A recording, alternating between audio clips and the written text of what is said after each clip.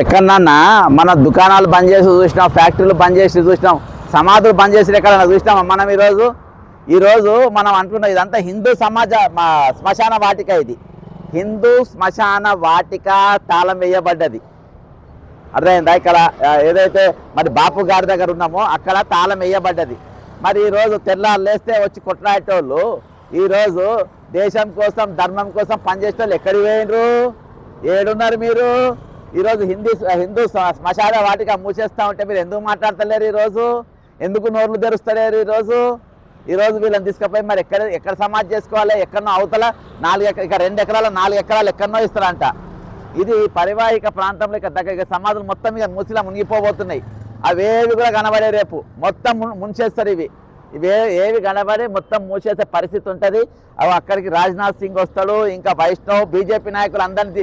ఇది బీజేపీ పండుగ కాబోతుంది. ఇవాళ బీజేపీ వాళ్ళు ఎందుకు కాముకుంటుండ్రు, ఎందుకు నోరు తెరుస్తలేరు అని అంటే ఈరోజు వాళ్ళు చీఫ్ గెస్ట్గా వస్తుంది కాబట్టి, ఇవాళ వాళ్ళ మనుషులు కాంట్రాక్టర్గా ఉండరు కాబట్టి, ఇవాళ రేవంత్ రెడ్డి అంటే వాళ్ళ మనిషి కాబట్టి, కాంగ్రెస్ మనిషి కాదు. ఈరోజు కాంగ్రెస్ వాళ్ళని పిలుస్తలేరు, కాంగ్రెస్ వాళ్ళు ఎవరు వస్తలేడు కాబట్టి దీన్ని అడ్డం పెట్టుకొని ఒక భారీ స్కామ్కు తెరదీయబోతున్నారు. అది ఈరోజు ఇక్కడ కాంగ్రెస్ పార్టీ నాయకులకు కానీ ఎవరు కానీ ఇందులో పాత్ర లేదు. ముఖ్యంగా ఏంటంటే ఈరోజు విచిత్రం ఏంటంటే గాంధీజీని టోటల్గా వ్యతిరేకించే వాళ్ళు ఈరోజు వాళ్ళని తీసుకొని వచ్చి ఇక్కడ ఆయనతోని ప్రారంభోత్సవం చేపిస్తున్నామంటే ఇక మనం ఇది ఎట్లా పోతుందో దీన్ని ఏ విధంగా మరి రేవంత్ రెడ్డి అనే పరిపాలన మనకు చాలా స్పష్టంగా అర్థమవుతూ ఉంటుంది. ఈరోజు నేను పదే చెప్తున్నా, దీనికి 1,00,00,000 కోట్ల రూపాయల బడ్జెట్. ఈరోజు రేవంత్ రెడ్డిని ఒకటే అడుగుతున్నా, ఈరోజు నీకు పిల్లలకు 4,000 రూపాయల ఏదైతే మీరు నిరుద్యోగ వృత్తి ఇస్తామంటారో దానికి పైసలు ఉండయి, ఖాళీలు నింపడానికి పైసలు ఉండయి, డిఏలు ఇవ్వడానికి పైసలు ఉండయి, పిఆర్సీలు ఇవ్వడానికి పైసలు ఉండయి. ఈరోజు రిటైర్మెంట్ బెనిఫిట్స్ వాళ్ళు దాచిపెట్టుకున్న పైసలు వాళ్ళకి ఇయ్యరు. 20,500 మంది ఉంటే ఇయ్యవు. 63 మంది ఇప్పటిదాకా చచ్చిపోతారు, వాళ్ళ కుటుంబాలు పరామర్శించవు. కానీ నేను మాత్రం మూసి కట్టమని ఎవరు అడిగిండే ఆయన రేవంత్ రెడ్డి? మూసి ప్రక్షాళన చేయమని ఎవరు అడిగినా? ఎవరు కట్టమన్నాను? ఎవరైనా వచ్చి ఇంటికా ధర్నా చేసిండా? మూసి నీళ్ళు వచ్చి నా మీద మునిగిపోయినాయని ఎవరైనా చెప్పిండా? మొన్న కూడా గేట్లు కావాలని తెరిచినావు, చిన్న వర్షానికి 2 రోజులు పడ్డ వర్షానికి నువ్వు కావాలని గేట్లు తెరిచినావు. అక్కడ దేనికోసం చేసినావు? వాళ్ళ జనమంతా కొట్టుకపోతారు, భయపడి మూసి ప్రక్షాళన ఇమీడియట్గా చేయాలి అని వాళ్ళ ఇల్లు ఖాళీ చేయాలని చెప్పేసి వాళ్ళని భయపెట్టేయడానికి నువ్వు చేసినటువంటి దుకాణం ఇది. దాని మీద ఏ ఎంక్వైరీలు లేవు. ఈరోజు కేంద్రం మేము కూడా చేయదు. రేపటి దినాన ఈడీ ఎంక్వైరీ, సిబిఐ ఎంక్వైరీ స్కామ్లో జరగద్దని ఈరోజు బీజేపీలో ముందే పిలుచుకొని వాళ్ళతో నువ్వు ఓపెన్ చేయించుకునే పరిస్థితి. ఎందుకంటే ఈరోజు బీజేపీ సర్కారు మీ బాస్ నాయకత్వంలో ఉంది కాబట్టి, ఈరోజు బీజేపీ గవర్నమెంట్ మీ చంద్రబాబు నాయుడు చెప్పు చేతల్లో ఉంది కాబట్టి, ఈరోజు బీజేపీ గవర్నమెంట్కు ఈరోజు మీరు చెప్పింది కాబట్టి ఈరోజు నడుస్తున్నటువంటి పరిస్థితి. ఇది 101% ఒక భారీ స్కామ్ నడుస్తూ ఉంది. ఇక్కడ శ్మశాన వాటిక మనం చూస్తూ ఉన్నాం.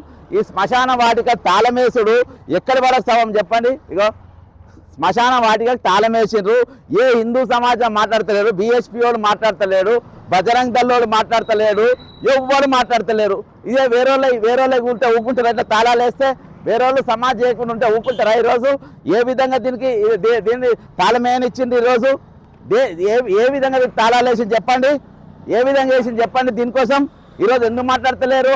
ఎవరైతే దేశం కోసం ధర్మం కోసం మేము సమాజ హితం కోసం మాట్లాడుతున్నామంటారో ఈరోజు వాళ్ళందరూ ఎందుకు నోళ్ళు తెరుస్తారో, ఎందుకు వస్తలేరు?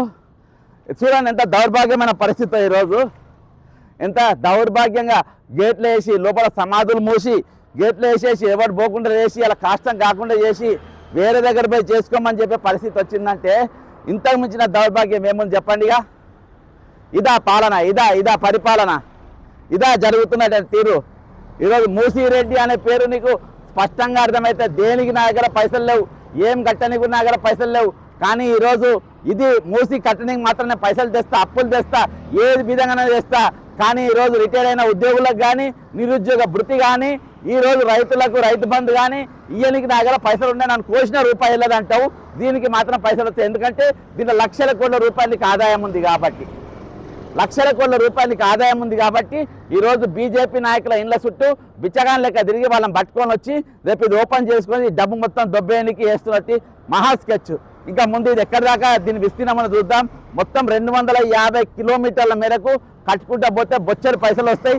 ఇక ఇటు అటు సినిమా టాకీసులు కట్టుకుంటా ఇక పెద్ద వ్యాపారం చేసుకుంటా ఈ పైసలు నాకు వస్తాయి, లేకుంటే మా బీజేపీ నాయకులు మా సిండికేట్లు ఎవరికి వచ్చినా అలా మేము అందరం కలిసి పంచుకున్నాం కాబట్టి దీన్ని డెవలప్ చేద్దామని చెప్పేసి ఈరోజు దీని మీద మీరు పడ్డరు.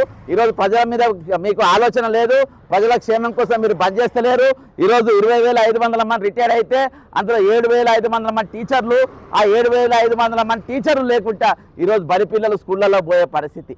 అంటే ఈరోజు స్కూళ్ళు లేకున్నా హాస్పిటళ్లలో వసతులు లేకున్నా నాకు పరబడది, కానీ ఇక్కడ నేను మాత్రం దోసుక తినాలి, నేను దోసుకొని దాచుకోవాలి అనే కాడుకున్నావు. ఇక ఎంత దౌర్భాగ్యమైన పరిస్థితి చూడండి. ఓసారి సమాధులకు తాళం వేసిందంటే ఇక ఇంత మించి ఏమున్నది. మూసిరెడ్డి ఈరోజు నీవు సమాధి కోసం నువ్వు సమాధులకు తాళం ఎందుకు వేసినావు? సమాధిలో తాళం వేసి పైసల కోసం నువ్వు సమాధిలో తాళం వేసి ఈ ప్రపంచంలో ఎక్కడ కూడా సమాధులకు తాళం వేసిన వ్యక్తిని మనం ఎవరు చూడలే, ఏ ప్రభుత్వాన్ని చూడలే. ఈరోజు మొట్టమొదటిసారిగా సమాధులకు తాళం వేసిన రేవంత్ రెడ్డి గారు ఒక ముఖ్యమంత్రి ఎవరు ఉందంటే అది ఒక్క రేవంత్ రెడ్డి గారు తప్ప ఎవ్వరు లేరు ఈ భారతదేశంలో. నాకు తెలిసి ఎక్కడైనా సమాధులు పలానా దగ్గర సమాధులకు తాళం వేసిండ్రు, సమాధుల గేట్లు ఎవరైనా మూసినానంటే దయచేసి కింద కామెంట్ చేయండి. పలానా ప్రధానమంత్రి లేకుంటే పలానా ముఖ్యమంత్రి పలానా దేశంలో మరి సమాధులకు తాళం వేసిందని చెప్పండి. కానీ ఇక్కడ వేసిండ్రు ఇక్కడ. కానీ ఈరోజు ఎవ్వరు రారు. దేశం కోసం ధర్మం కోసం అనే మాట్లాడేటోడు ఎవ్వరు కూడా ఇక్కడ ఎందుకు కనబడతలేడు, ఎందుకు మాట్లాడతలేరు? ఇది హిందూ శ్మశాన వాటిక కాదా? ఇది ఇక్కడ హిందువులను సమాధి చేయరా? ఇలా హిందువులను కాష్టం చేయరా? మరి ఎందుకు కనబడతలేరు హిందూ సమాజవేత్తలు? అంటే కేవలం డైలాగుల కోసం ఎరారా మీరు ఉండేది? మీరు కేవలం ఓట్ బ్యాంక్ కోసమేనారా? కేవలం మీరు లైక్లు మీరు ఏది దీంట్లో యూట్యూబ్లలో వాళ్ళ పైసల కోసమేనారా మీరు ఉండేది? ఇది ఎందుకు మాట్లాడతలేరా? ఈ సమాజంలో తాళం వేస్తే ఎందుకు వస్తలేరా ఇక్కడికి? మీరు ఎందుకు వస్తలేరు అని అడుగుతున్నా నేను. ఆర్ఎస్ఎస్ ఎక్కడ ఉన్నది? బీఎస్పీ ఎక్కడ ఉన్నది? బజరంగ్ దళ్ ఎక్కడ ఉన్నది? ఈరోజు హిందూ వాహిని వాళ్ళు ఎక్కడ ఉన్నారు? ఈరోజు ఎవరైతే దేశం కోసం ధర్మం కోసం గుండెలు దించుకునే బండి సంజయ్ ఎక్కడ ఉన్నాడు? కిషన్ రెడ్డి ఎక్కడ ఉన్నాడు? ఎవరు ఎందుకు మాట్లాడతలేరు? ఈరోజు హిందూ శ్మశాన వాటిక మూసేస్తే తాళం వేసి ఉంటే ఈరోజు ఇన్ని సమాధుల పైనకి వెళ్ళి రేపు మూసిపోతా ఉన్నది. ఇన్ని సమాధులకు వెళ్ళి మూసి వాటిపైనకి వెళ్ళి వెళ్ళిపోతా ఉన్నారు. అంటే ఈరోజు మీకు సచ్చిన వాళ్ళంటే కూడా మీ శ్రద్ధ లేదు, సమాధి చేసిన వాళ్ళంటే కూడా శ్రద్ధ లేదు, వాళ్ళ మీద ఇంత కూడా మీ భయం లేదు, భక్తి లేదు. కేవలం మీ స్వార్థం కోసమే ఈరోజు రాజకీయాల కోసం మీరు వాడుకుంటున్నారు అనేది స్పష్టంగా అయిపోతుంది. ఈ సిండికేట్ స్కామ్ ఇది. ఈ స్కామ్ లో అందరికీ భాగం ఉంది. ఇలా కాంగ్రెస్ కు ఉంది, బీఆర్ఎస్ కు ఉంది, బీఎస్పీకి ఉంది, బీజేపీకి ఉన్నది, ఎంఐఎంకి ఉన్నది. కాబట్టి ఎవరు మాట్లాడతలేడు, ఎవరు వస్తలేడు. లాస్ట్ గాడ్సే వారసుని తీసుకొని వచ్చి ఈరోజు మహాత్మా గాంధీ యొక్క ఏది అక్కడ సరోవర్ ఏదైతే మరి ఇనాగ్రేషన్ చేస్తుండో ఆ పార్టీ సిద్ధాంతం చేస్తుంది. కానీ ఈరోజు గాంధీ సిద్ధాంతంతో ఉండేది, గాంధీ ఐడియాలజీతో ఉన్న రాహుల్ గాంధీనో, సోనియా గాంధీనో, ప్రియాంక గాంధీనో, ఇంకా మహాత్మా గాంధీ ఉన్న ట్రస్ట్ ఎవరైనా తీసుకొని వస్తలేరు. ఈరోజు దీన్ని బట్టి మనం అర్థం చేసుకోవాలి. ఇలా జరుగుతుంది ఏంటంటే ఒక బడా స్కామ్ జరుగుతూ ఉంది. ఆ స్కామ్ ఈ హిందూ శ్మశాన వాటిక సాక్షిగా జరుగుతూ ఉంది. మహాత్మా గాంధీ యొక్క బాపూజీ ఘాట్ సాక్షిగా జరుగుతా ఉంది తెలియజేసుకుంటూ సెలవు తీసుకుంటున్నా. జై తెలంగాణ, అమరవీరులకు జోహార్లు.